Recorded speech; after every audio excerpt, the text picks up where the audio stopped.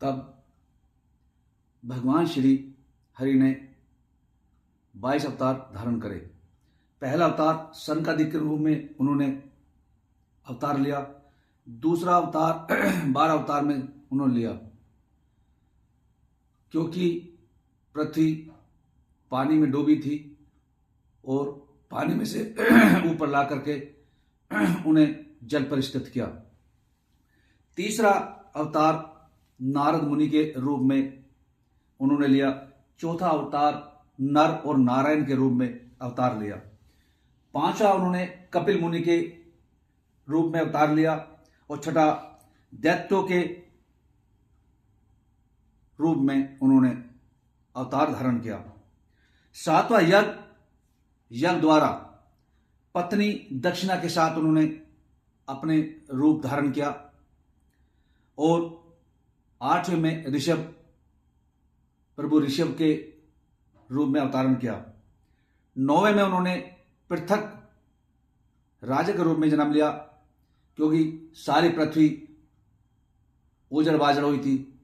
उस पृथ्वी ने सारी पृथ्वी को समतल भूमि उपजाऊ बना करके इस धराधाम पर सारी हरी भरी धरती हुई।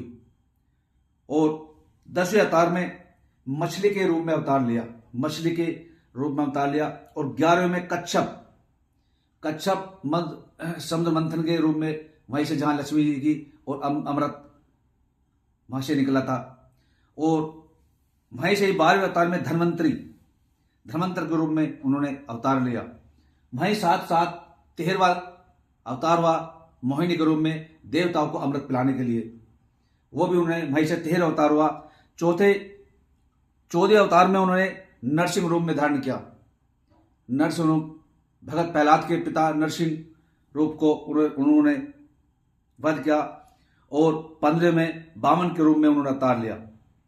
16वें में उन्होंने परशुराम जी का अवतार था। परशुराम जी वे भगवान विष्णु के अवतार थे।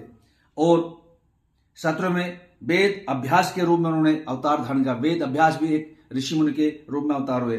18वें वो अयोध्या के श्री राम जी के रूप में जन्म लिया।